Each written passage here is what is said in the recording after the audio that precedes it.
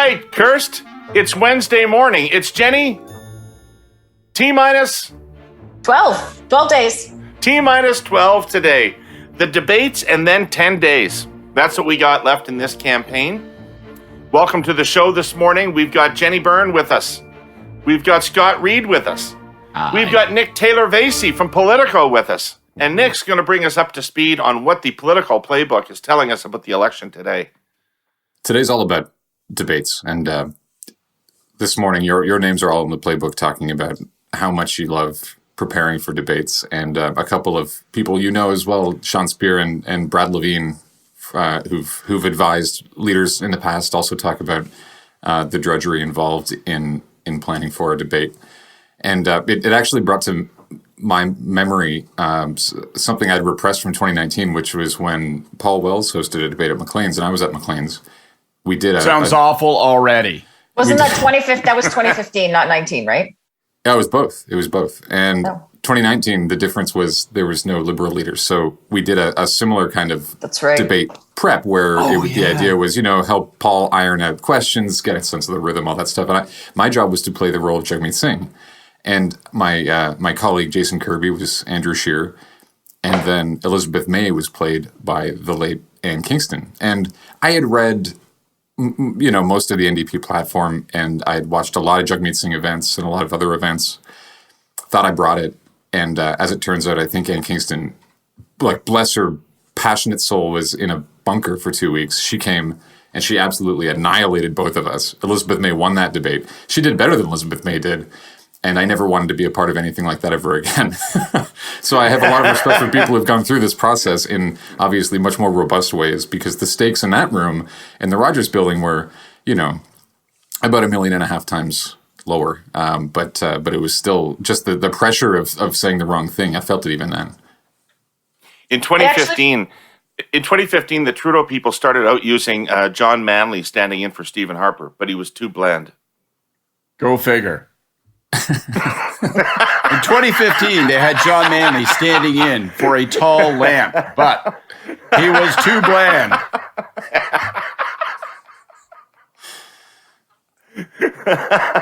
I loved what Sean Speer had to say, by the way. Sean Speer in the playbook says, it's just the grind of putting together the debate prep book, putting together that binder. And I had to say that spoke to me, man, like the writing and rewriting. And then people be like, I don't write. I just show up at the meetings. I say things like, it would be funny if we had like a Monty Python-esque joke in here. Now I'm going to go and get a beer, and Fashak and I would be stuck there writing and rewriting and revising debate cards until hell froze over. Just to have it thrown at you at some point during prep, if it was anything like our prep. And of course, at the end of it, the leader says exactly what you wrote. Just the way you wrote it. Word for word. And I remember I'd always say, things like caterpillar, not caterpillar, caterpillar. That's the key to the joke. And then you win the election. So it was written in script that you guys were going to use the notwithstanding clause in 2006 in the BC debate back then. It was still a good idea. It was. It was a punch, a weak one, but at least it was a punch from a failing group of people. We had a whole idea, and we had a whole we had a whole vision of how the world would work and why this made sense, and then what would happen, and how people would memorialize this afterwards in documentaries and stuff, and say, then in a brilliant masterstroke no one saw coming, but none of that happened. Yeah, it's not the way people write the 2006 campaign. No. All right, Nick, what else you got for us? Debate prep today. Anybody doing anything today? Not that I'm seeing. The one thing is that the NDP is taking the opportunity to launch their Northern Ontario platform. I did not know that there was going to be a Northern Ontario specific platform. Really makes you think. Let me guess. They're going to build a road to the Ring of Fire. We'll find it today. They're in Sudbury. But that's the only kind of action is Charlie Angus and Carol Hughes and a couple of other NDP candidates are no contrived bullshit photo ops. Like that was the other part of debate day that I hated, right? We'd be like, oh, the leader's going to pick up bagels, or someone's going to give him, George Chuvalo is going to give him boxing gloves, or he's going to visit all his old advisors behind the liquor store, like whatever.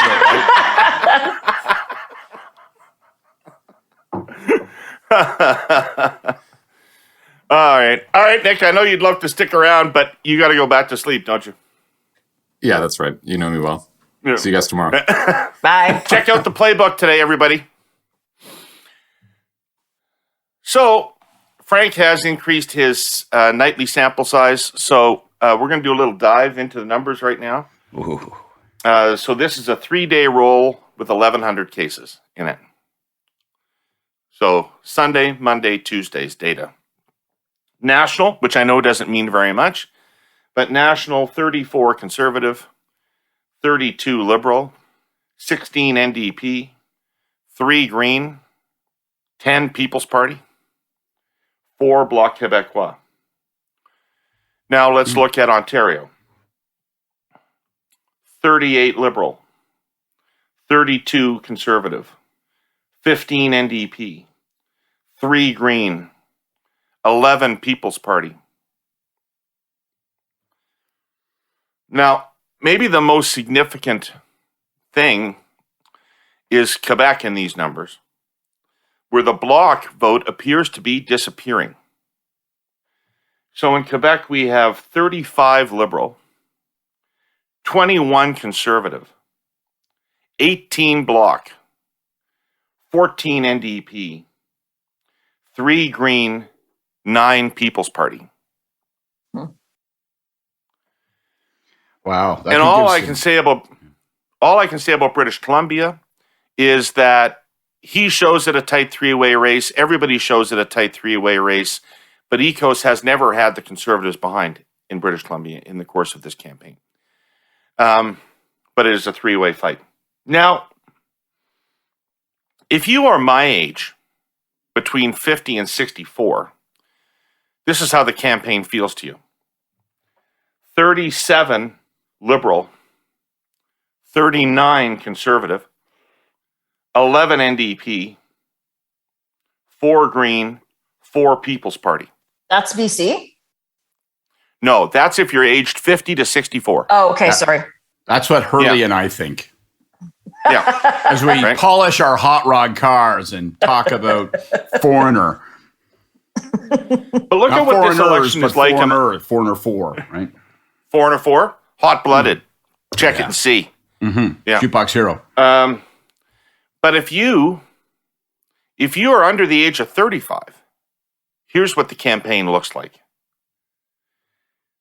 26 Liberal, 27 Conservative, 26 NDP, 3 Green, 16 People's Party, 1.3 Bloc Québécois.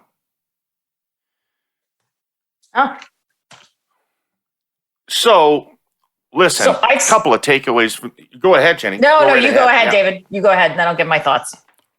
I was just going to say this looks like a clear Liberal victory to me, not a majority, but a clear Liberal plurality based on those Quebec numbers and a 6-point and apparently growing lead in Ontario as the Conservatives lost votes to the Liberals about a week ago in Ontario, and then this week have been losing votes to the People's Party all week long.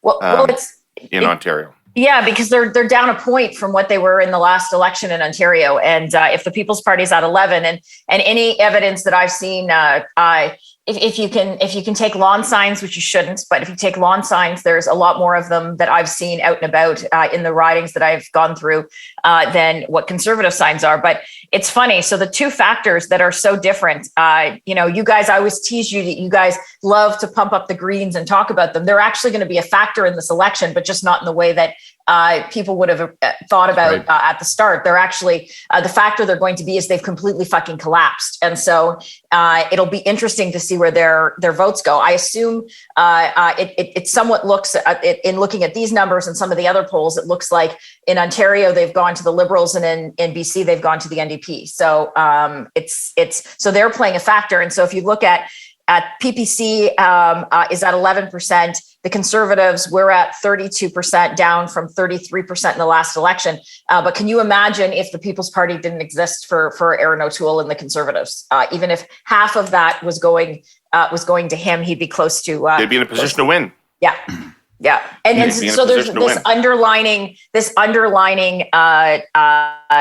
PPC presence, which no one really saw. None of the media are still even talking about it. Is extremely interesting to me. Right. And boy, it illustrates the difficulty. You know, we sit here and we fucking all the time go, why don't the Conservatives just moderate their message so that people in the suburbs of Ontario like it? We don't say. Don't say we in that. No, sir. I say that. I say Scott and I say that. That's right. We do. Why don't they fucking do that? And then you see this, right? So the shimmy on guns, and they lose 5 points to the People's Party in a week. But I don't think it's fair to say their position on guns was the issue. It's their multiple positions on guns were the issues. If Aaron O'Toole had come out and talked about the rising crime rate, like we don't have to belabor it because we talked about it 2 days ago. We talked about it yesterday. If he had come out and actually fought back in terms of what the gun crime in especially Toronto, including increasing it, as well as the illegal importation of guns from illegally across the border, I think it would be different. It's just so it's unfair to say, David, that the Conservatives are losing ground because of their position on guns. I would argue more they're losing ground because of their multiple position on guns. Well, what I meant to say, Jenny, was that I thought they were losing support because they had abandoned their position on guns, and therefore, yeah. Sorry, David. Not their initial position. I cut you off. I am sorry. No. Let me give you one more data. Yeah. One more factoid. Okay. No, go ahead, Scott. Actually, you go first. No, I'd like to hear the factoid first. Maybe it affects some of the incredibly wise things I'm about to say.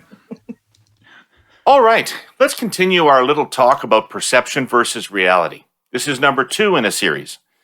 Perception. Curse of politics is 3 veteran politicos who are never without a deeply thoughtful, well-expressed opinion. Reality. We record this thing at 6:30 every morning. I set my alarm for 5, push snooze, then drink a gallon of coffee. Without that, I can't even form a complete sentence. The perception for most Canadians is that our presenting sponsor, TELUS, is a telco, albeit the friendliest telco with cute little critters. But TELUS is actually a technology company, one with a social purpose. Born in Canada, living in Canada, and thriving globally by investing in digital technology that makes life better. Case in point, TELUS Agriculture. TELUS Agriculture is the largest agriculture technology business in the world. Their vision is to digitally connect all the players in what was historically the most siloed of industries. From seed to farm to fork and all the constituents in between, transportation, warehousing, wholesaling, retailing, and more.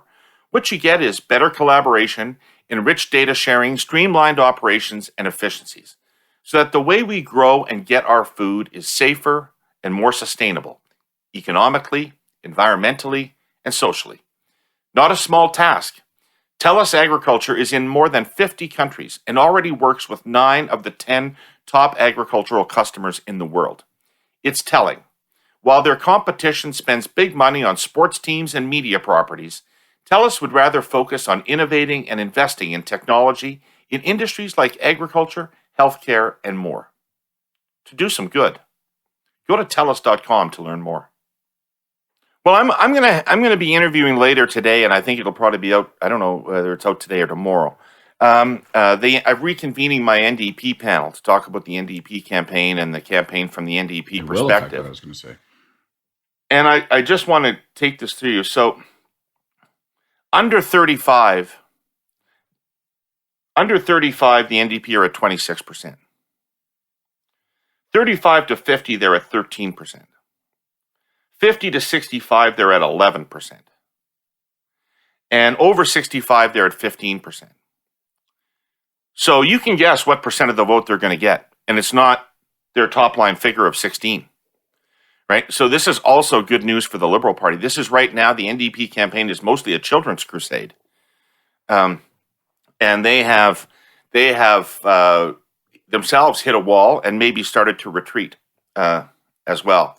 I don't know that this message that they've essentially had no message. Their message is sing.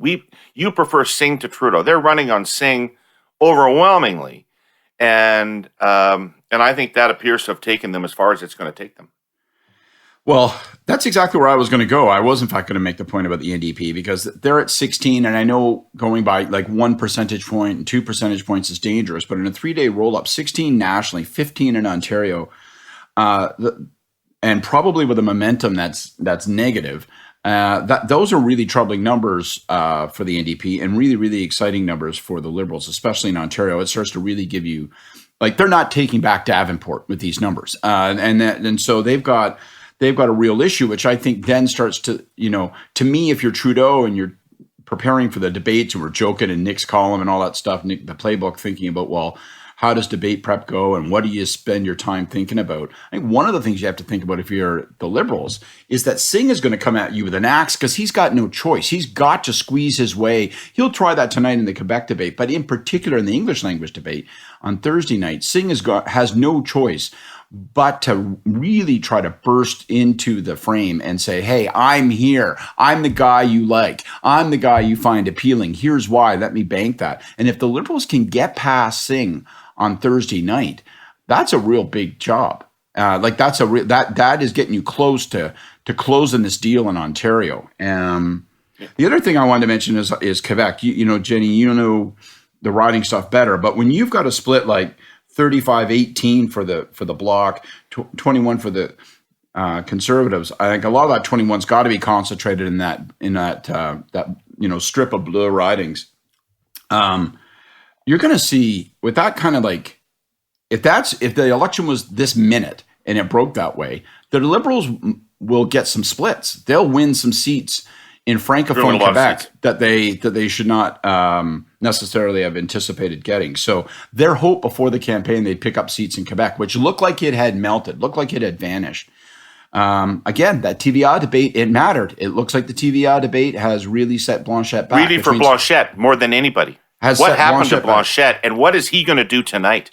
Because well, this is the whole shooting match. He only has one gear though, that guy, right? He's smug asshole. That's his gear, right? Smug, fast-talking asshole. And if he does that tonight, he'll just do more of it, I think. And I don't think it'll work for him. But it does have the advantage of putting O'Toole in the corner because when he goes really fast, really hard at Trudeau, Trudeau goes really fast, really hard at him. And everybody who isn't a pure lane Francophone has trouble keeping pace.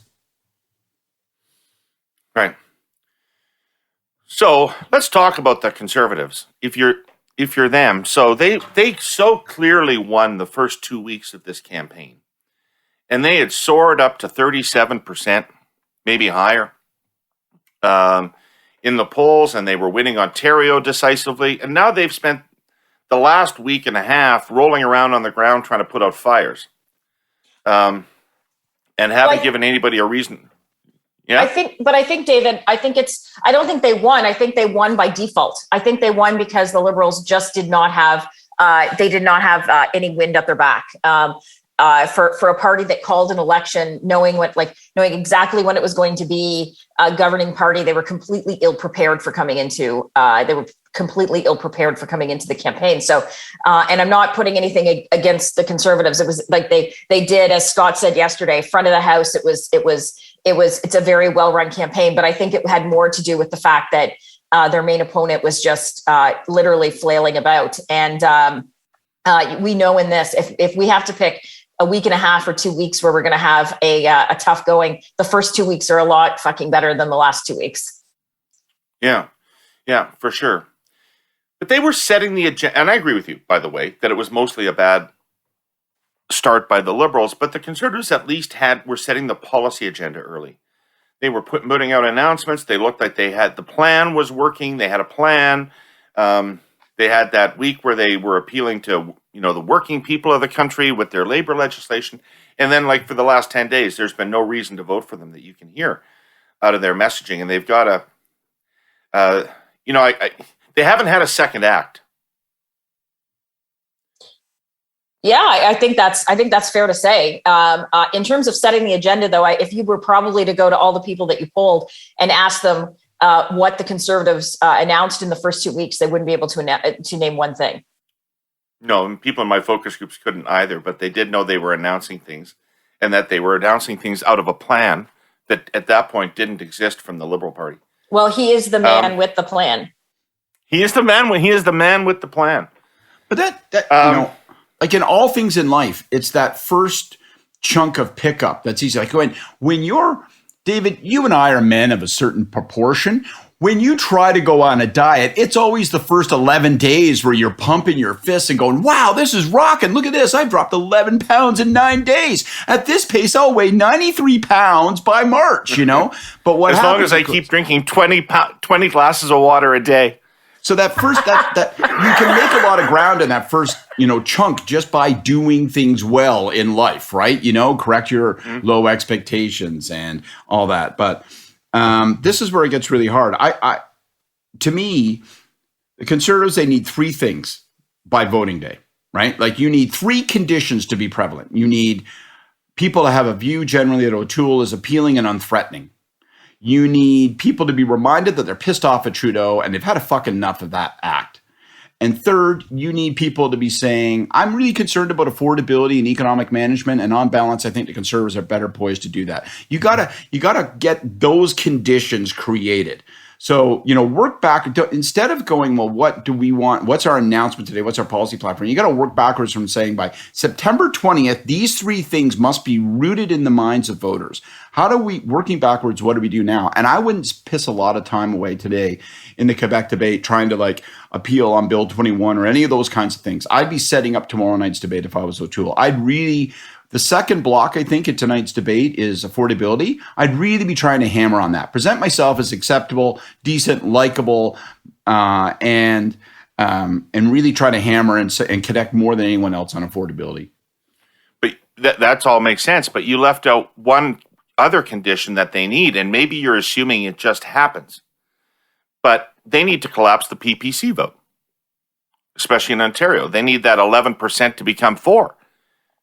I think you got to pick your poison. If they try to overtly, I'm with Jenny. I think the collapse thing is a classic Liberal NDP play. I think the collapse thing is in the last 2 days, you have to turn and say, Trudeau's on the ropes. We could take this guy out. This guy is the champion of the woke, progressive male leaders around the world. PPC voters, we have a chance to take this guy down, but only with me, only I can do it. Vote with me. That's your collapse play in the last 2 days. Until then, if you try to directly appeal to those people, it won't work. They'll be like, fuck off. We hate you. You're a politician. And the media will be saying, aha, look how he's trying to pedal to extremist elements. So I don't think you got to fix the other things first and then do the squeeze play. But Scott, if we're talking about the PPC being at 11%, 10% national, this isn't a fringe. This is not talking about Aaron O'Toole trying to cater to quote extremist elements, which really pisses me off when you Liberals say stuff like this. 10% is there is a lot of fucking people in that that's a lot of people that in this country that are supporting PPC. And so if Aaron O'Toole, him going out and being likable is not going to be enough to drive those people back into that camp. There are reasons for it. They could be upset about lockdowns. They could be upset about vaccine passports. They could just not see, they could see none of the above. I think. But where's that take you? What should he do then, Jenny? Because my thesis is what you said yesterday. I think the only play is to say we can knock out Trudeau, but I don't think you can do that until you can prove it. And you do that at the end of the campaign, not now. Yeah, it's more actions than words, right? I think he should. I think that is the only play to get people back is to say, I'm the one that can take out Trudeau, but people aren't stupid. They're watching how this campaign goes. And it's what we talked about before. Conservatives don't win when they run as Liberals. This is one of the most kind of Liberal campaigns that in my lifetime that a Conservative Party has that a Conservative Party has run. And so there is no appeal to people who are sitting there like fiscal conservatives, democratic reformers. There's none of it here. And I think there is a lot of people within the PPC numbers, David, and that I don't think have ever voted before or been engaged in politics. I think that organically he has appealed to people who are genuinely upset about something that's happened over the last couple of years. But didn't Stephen Harper teach us? In fact, Jenny, if the polling, if we learn from the United States largely, but also from some experiences in Canada, it is likely that if anything, the polling is understating PPC support. That there are PPC voters who are not answering these polls or we're not finding, because that's been the trajectory. It's the 2016 phenomenon with Trump, when all of the exit polls said that Hillary was going to win because people just didn't want to say out loud they voted for Trump because it was they got such a visceral reaction. And so I think that if the Liberals win this and Aaron loses, I think it is going to be because he lost a complete in trying to be likable and in trying to basically be a mirror image to Justin Trudeau. He lost a segment of the population in the process. But I think this discussion highlights two things to me. One, which we'll park and talk about after the election, and you'll probably hit me with an ashtray because we won't necessarily agree about stuff. But I think it highlights how structurally it's really, really hard for a Conservative leader to win, because you got to try to win over, sort of middle of the spectrum voters, but you have to hold your whole coalition together as well. The second point is, and that's tough because those things can be in tension. But the other thing Can I just say, Scott? I mean, this revenge thing by Bernier, like he's really fucking these people. Yes, it's great. I don't know what motivates the guy, but this party exists right now to defeat Conservatives. No, but it could have just actually been to have the Conservatives stay Conservatives. It's like the same. It's the Reform Party to the PC Party back in the late 80s, early 90s. Well, that's where I was going next. So the second point, it seems to me that the second lesson here is the one that Stephen Harper taught the party in 2005, which is when you're trying to bring together two not perfectly matching elements of a coalition like this, you got to do that hard work prior to an election campaign so that those elements are not on display during an election campaign. I mean, his success in bringing the party together in 2005 and then said, okay, we won't fight 11% of ourselves in an election campaign or 21% of ourselves. We will consolidate. I think that one of the things this discussion highlights is how hard it is for O'Toole in an election to get that 11% to come home. I think you have to do that between elections. I think you have to get those folks in the boat, because doing it when the votes are on the line. No, but people just go, I know why you're looking for my vote now. No, but Scott, it's actually not even that. It's the Aaron and his people decided that there was a segment of our coalition that were going to be with us regardless. It's a mistake that conservatives conservatives make. Don't worry about we'll put some water in our wine and they'll stay with us, because where else are they going to go? But that's what I'm saying, right? But PPC has given them an outlet to go somewhere else. And if there wasn't, there would probably be low voter turnout among conservatives. We've talked about this before. Right. So it is taking a segment of the coalition that you talked about, Stephen Harper building, and basically saying, you guys don't matter because I'm gonna kind of be the same as a liberal because that's gonna win me seats. And it's misguided. Like, you might think it's a good idea, but it's obviously not, because Stephen Harper never shied away from conservative values, conservative principles, conservative policies, and we won 3 elections. So this is the problem that I've had with Aaron and his team for the last year is there are fundamental core principles that they have decided to throw out the window because they think it's their path to victory, and it never has been. And it's coming back to fucking bite them in the ass now. Since Confederation, owning a home has been part of the Canadian dream. For most people, that dream is much more than just a monthly mortgage payment. A home is where we create our fondest memories and where we can truly be ourselves. For too many, especially young adults, that reality is out of reach, and it's getting worse. The good news is our original sponsor, the Ontario Real Estate Association, OREA for short, has a plan to save the Canadian dream of home ownership. It includes lowering costs for first-time buyers, ending money laundering in the real estate market, and cutting years of red tape that is standing in the way of more affordable homes for families. The OREA plan will lay the foundation for a future where all people can find a place to call home. When we support the dreams of all of us who want to own a home, we're building healthier families, stronger communities, and a safer, more secure future for all. Read their plan at orea.com/affordable homes. Can I ask you, Jenni, to follow up on that? Can I ask you, we're only talking about O'Toole here.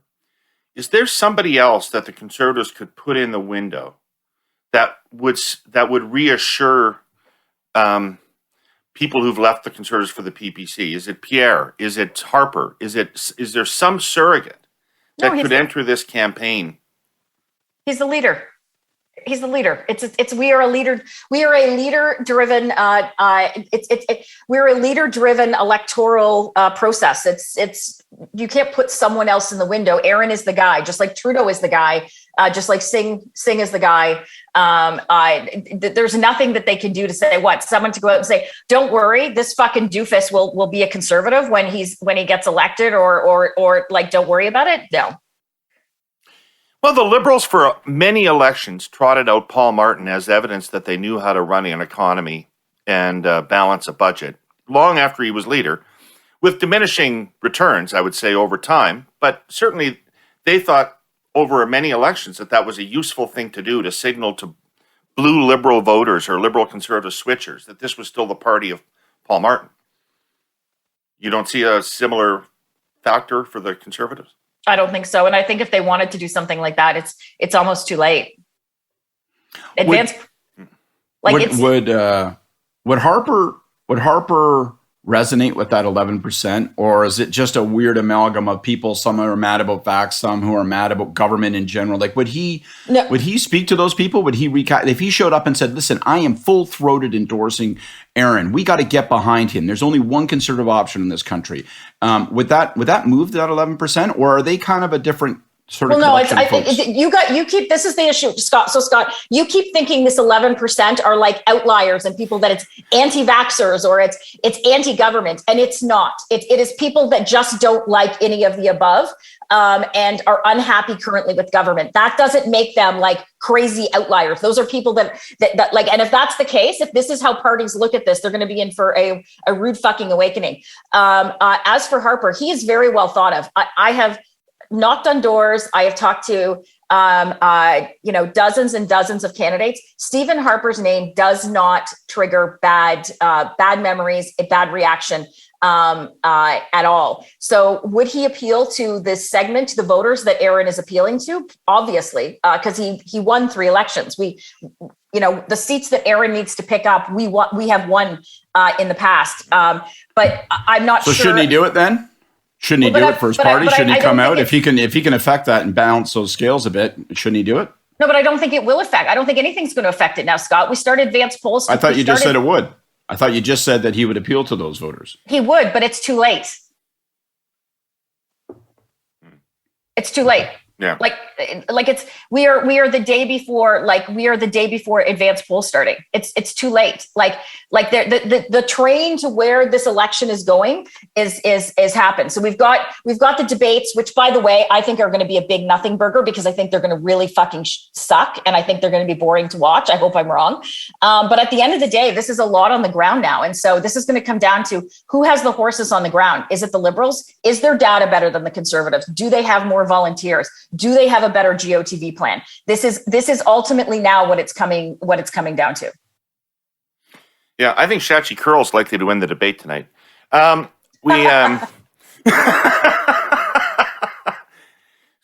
tomorrow night anyway. So let's do our curses. This the vigor of this conversation is evidence that shit is getting real. Here. We're getting down to the short strokes. So who's got a curse? Okay, well, I'm going to literally waste my curse today, which is both literal and representative, emblematic, because I'm going to direct my curse towards the Green Party. I mean, the numbers that you've put forward here, David, I don't know if you guys noticed yesterday, the Green Party put out a platform plank saying that they wanted to have basically a guaranteed annual income, and to finance it, they would reduce transfers to the provinces for health. I mean, like, this has been an unprofessional, embarrassing campaign and effort. And it all started with this internal fight over money, over personalities, over, I don't know what the hell the fight's been about, actually. One of my beefs with it is that it's been unclear exactly what is at the center of all this disagreement. But the result is undeniable. The result is in an election where there was lots of opportunity for the Green Party to do damage, lots of opportunity for them to pick up seats. They have not run a national campaign. They have not run a professional campaign. And every time they poke their nose onto the national scene, it's been an embarrassment. She may blow people away with the force of her personality tomorrow night in the English language debate, but I'll tell you, so far, these guys have been an embarrassment, and they should look at themselves and say, we don't deserve to be in charge of anything. A pox on all their houses, clean it out, and fix it. If the Young Liberals of Canada were running in this election, they'd be running a better campaign than the Green Party. Yep. It is. I have no disagreement there. My curse is kind of, my curse is more of a shout out to the Conservatives. Guys, we are now into, David, like you like to call it, the short strokes. We are into what I call GOTV season, and any good campaign would have been already doing GOTV through special ballots, mail-in ballots, what have you. You guys are now into that. That is what the focus has to be. Forget about the shiny baubles. If you're on the ground, forget about the leaders tour. Don't even watch debates. Go out and fucking knock on doors. Get your vote out, because if the numbers stay the way they are, this is going to literally be a dogfight in those ridings where you won by 2 or 3% in the last election in Ontario, or you lost by 2 or 3%. It literally is going to be dragging people out to the polls. So to my Conservative friends out there, please focus on the ground operations now. Yeah. Great curses, you guys. Great ones. Mine goes out to the NDP, which is to say, your strategies failed. And you put your leader up head to head against Trudeau, and he's lost, except among young people in the country. And you looked good for the first couple of weeks because you were capitalizing on the anger about Trudeau and the chance for people to take a swing at Trudeau. But as people are now settling into who's going to govern the country, the fact that you've not put a single idea on the table, the fact that you haven't put forward a credible policy proposal in any area, and have just relied on the force of your leader's personality and anger about Trudeau, means that you're stalling and fading. And you desperately need a last act to this play that looks different than the first 3 weeks. Thank you, everybody, for listening. Thank all you cursed. Thank you to our presenting sponsor, TELUS, and to the Ontario Real Estate Association, or REA, our sponsor for today. And I want to obviously thank EKOS and Frank Graves for their polling data, which took up so much of our conversation today. And also Nick Taylor-Vasey and Politico. Politico, get that man on the road. All right, people. We'll see you tomorrow morning.